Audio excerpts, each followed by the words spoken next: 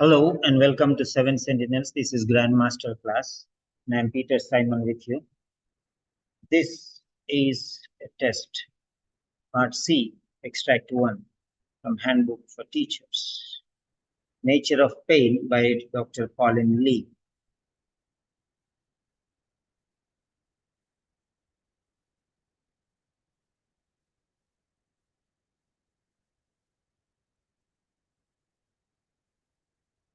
Thunderbolts Listening Part C.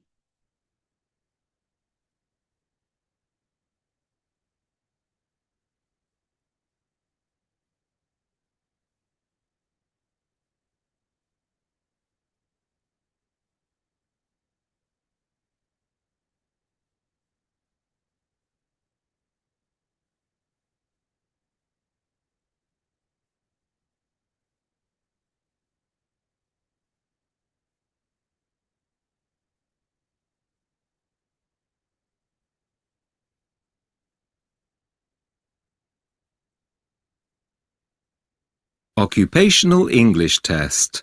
Listening. This about her research into the nature of pain. You hear. Complete your answers as you listen.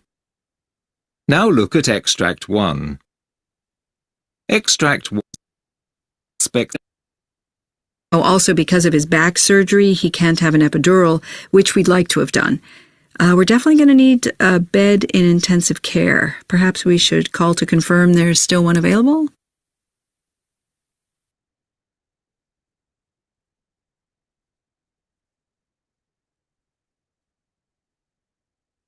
That is the end of Part B. Now look at Part C.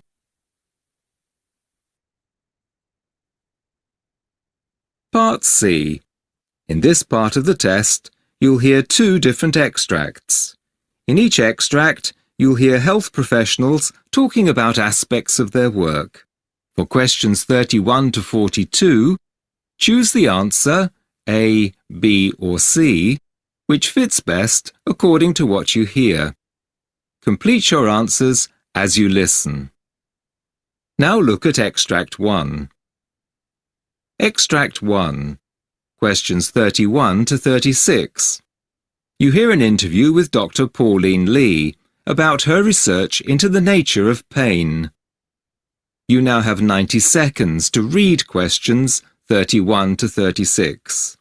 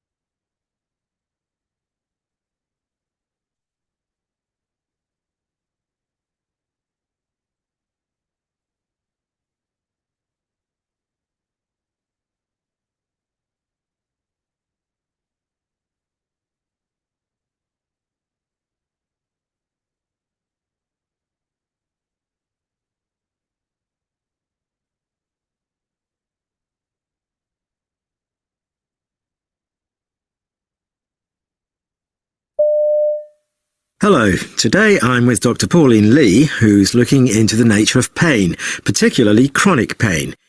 Dr. Lee, can you tell us a little bit about your work? Well, I'm part of a team which is studying particular aspects of chronic pain. So, for example, patients with irritable bowel syndrome have gut pain. Patients with fibromyalgia will tell you they feel bruised all over, and so on. The thing that underlies these different examples of chronic pain reported by patients is that there isn't any disease process that can account for them. So we think possibly something in the brain may have gone wrong, and that's what we're trying to find out.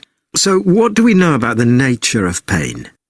There's a very famous experiment that was carried out about 20 years ago, where two researchers sat in a hospital emergency department and just asked people as they were coming in, "Are you in pain?" And what they found was that in about 40% of cases, people said, "No, there's no pain at all," when actually they had pretty nasty injuries. And in about 40% of cases, people reported perhaps rather more pain than you'd expect for someone in their condition, which left only 20% of people reporting the amount of pain you'd expect for their injury. So pain's not a simple matter. There seem to be a lot of different factors involved. And there are some people who have a congenital insensitivity to pain, which, actually seems like it'd be quite a good thing to have. Yeah, you'd think a pain-free life would be a good life, but it can have quite serious problems. For example, if most of us have a sprained ankle, it'll hurt. So we won't carry on walking on it. We'll rest it and give the soft tissues a chance to get better. So pain has a very obvious protective function.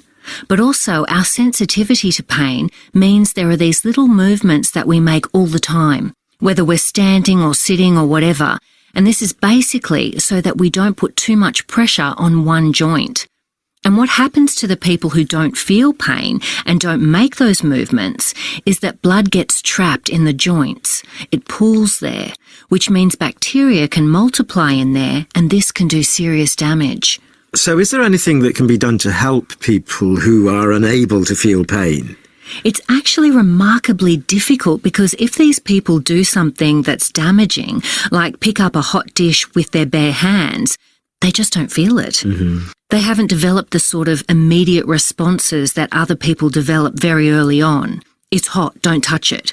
It appears that if the nerves responsible for transmitting information about pain aren't functioning as they should, it's actually very hard to teach yourself to keep away from the kinds of things that might harm you. Right, so let's move on to your own research. I understand you and your team are trying to track what happens in the brains of volunteers when they experience pain. Yes.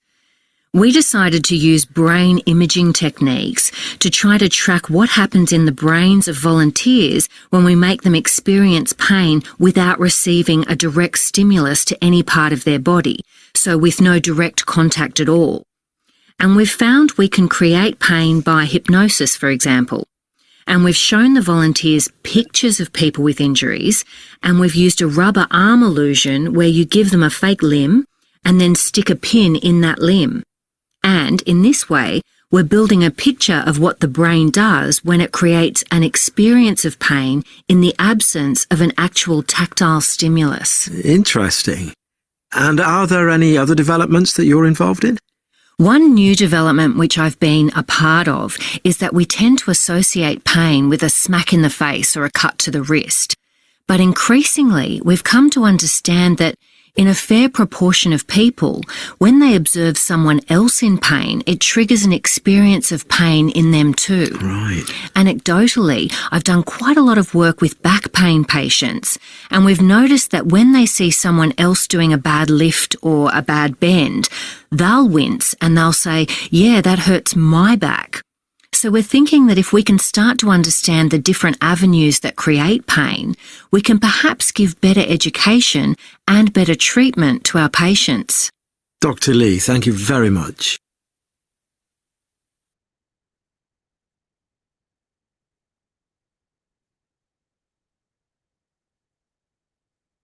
Now look at Extract 2. Extract 2, questions 30. So that is the end of this session. And those who are interested, you can subscribe for regular OET courses.